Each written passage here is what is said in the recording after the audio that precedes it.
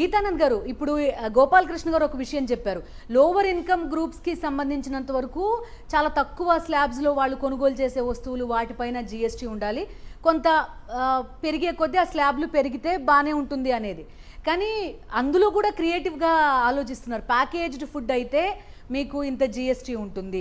ఇప్పుడు పల్సెస్ కానీ ఇటువంటివి ఈవెన్ ప్యాకేజ్డ్ అయినా కూడా అవి జీరోలో ఉంటే మీరు ఒకవైపు కార్పొరేట్, లేకపోతే ఒకవైపు పెద్ద పెద్ద కార్పొరేట్లు అన్నీ కూడా ఇప్పుడు ఈవెన్ మనకి రిటైల్ మార్కెట్లో కూడా వచ్చేసిన పరిస్థితి. కిరాణా కొట్టుకెళ్ళి మనం నిత్యావసరాలు తీసుకున్నాము అనేది రోజులు పోయాయి. డీమార్ట్కి వెళ్ళాలి, లేకపోతే ఇంకెక్కడికో వెళ్ళాలి, ఇదే కదా. మీరు ఎండ్ ఆఫ్ ది డే మళ్ళీ ప్యాకేజింగ్నే ఎంకరేజ్ చేస్తున్నారు. ప్యాకేజ్ ఉండే వాటిని ఎంకరేజ్ చేస్తేనే కదా మనకి ట్యాక్స్లు పెరుగుతున్నాయి ఇప్పుడు. సో ఆకర్షణీయమైన మై పాయింట్ ఈజ్, అట్లా ఉన్నా కూడా మీరు జీరో స్లాబ్ లో కొంతవరకు పెట్టగలిగితే అట్లీస్ట్ వాటి ధరలు అందుబాటులో ఉంటాయి, కాస్త మంచి ఆహారం తింటారు, కొంత హెల్త్ పైన అవగాహన ఉంటుంది కదా. సో ఇక్కడ ఇంకోటండి, ఇది బడ్జెట్ అనేది ఒక రకంగా బిజినెస్. ఎక్కడి నుంచి రూపాయి రాబట్టుకోవాలి, ఎలా ఖర్చు పెట్టాలి, మనం ఎంతసేపు ఎలా ఖర్చు పెట్టాలి గురించి మాట్లాడుతున్నాం. ఎలా రాబట్టుకోవాలి అనేది కూడా ఒక పాయింట్ కదా. అయితే ఇంతకుముందు ఏంటంటే రూపాయి రాక రూపాయి పోకలో ఈ టాక్సేషన్ విధానం అనేది మనకు బడ్జెట్ లో వచ్చేది కాబట్టి చాలా ఇంట్రెస్టింగ్ గా ఉండేది. సో దేని మీద ట్యాక్స్లు పెంచుతున్నారు, దేని మీద తగ్గిస్తున్నారు. వన్స్ జిఎస్టీ వచ్చేసిన తర్వాత ఏంటంటే పూర్తిగా జిఎస్టీ కౌన్సిల్ నిర్ణయాల మేరకే అవి జరుగుతుండటంతో వాటి గురించి పెద్దగా చర్చ జరగడం లేదు. జిఎస్టీ కౌన్సిల్ మీటింగ్స్ ఎప్పుడు జరుగుతున్నాయి, అప్పుడు ఏదైనా కొంచెం హడావుడి జరుగుతుంది, తర్వాత ఏముండదు. మీరు చెప్పినట్టు ఒకే వస్తువు మీద 3 రకాల పన్ను ఉండడం అనేది చాలా కన్ఫ్యూజన్ కి దారితీసేటువంటి అంశం కింద ఉంటుంది. సో ఏది మనం తిన్నారు, ఏది తక్కువ ట్యాక్స్, ఏది ఎక్కువ ట్యాక్స్, ఇన్ని ఆలోచించి ఎవడు కూడా కొండు, కంటికి ఏది నచ్చితే అది కొంటారు. సో అలా ఇండైరెక్ట్ గా కూడా ఇప్పుడు మీరు చూస్తే స్టార్ మార్క్స్ ఉంటాయి చాలా వాటిలో. సో అలా ఒక స్టార్ మార్క్ వేసి మనం ట్యాక్స్ వసూలు చేసినట్టుగా కనపడుతుంది. ప్రభుత్వం ఇలా ఆలోచించడం అనేది దురదృష్టకరమైనటువంటి విషయం.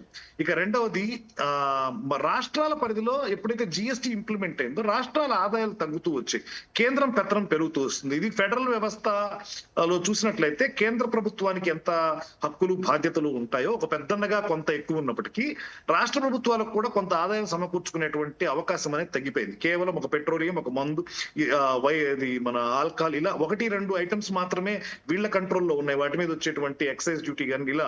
సో మిగతా ఆదాయ వనరులు పూర్తిగా తగ్గినట్టువే, రిజిస్ట్రేషన్స్ ఇలాంటివి.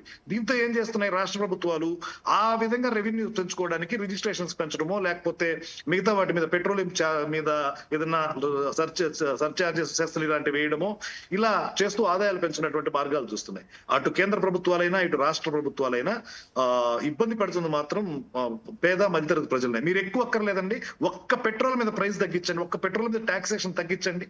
ఒక్క పెట్రోల్ మీద ఎన్ని వస్తువుల ట్రాన్స్పోర్టేషన్ కాస్ట్ మారుతుంది. ఎప్పుడైతే ట్రాన్స్పోర్టేషన్ కాస్ట్ మారుతుందో మీకు దొరికే కూరగాయల దగ్గర నుంచి పండ్ల దగ్గర నుంచి మీరు వాడే బ్రష్, పేస్ట్ అన్ని ధరలు తగ్గుతాయి.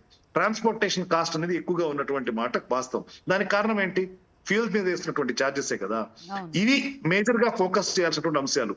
ఇంకొకటి, మనం ఇందాక మీరు కేంద్ర రాష్ట్ర ప్రభుత్వాల అంచనాలు చాలా ఉన్నాయన్నారు కదా.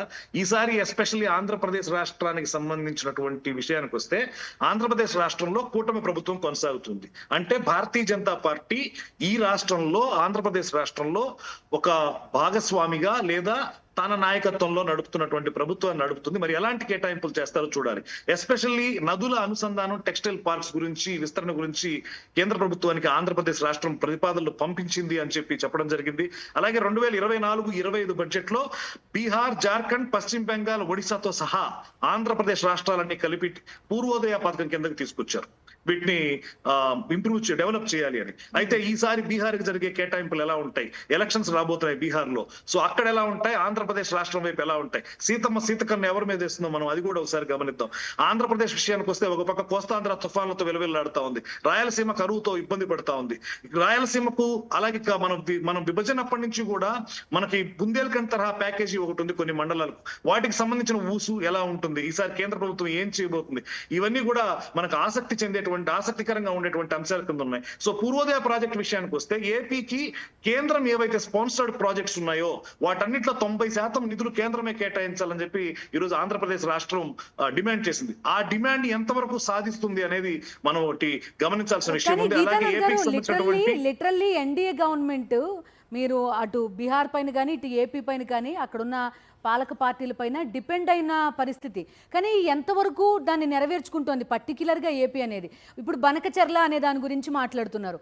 కానీ కరెక్ట్గా మీరు దావోస్ వెళ్ళొచ్చేసిన ఒక వారం తర్వాత దాన్ని డైవర్ట్ చేయడానికి మేము బడ్జెట్ ఎలొకేషన్స్ గురించి మాట్లాడతాం, బనకచెర్లకు నిధులు అడుగుతాం, ఇవన్నీ మాట్లాడుతున్నారు. కానీ అంతకు ముందు వరకు ఏం చేశారు అనేది కూడా ఒక క్వశ్చన్ అండి.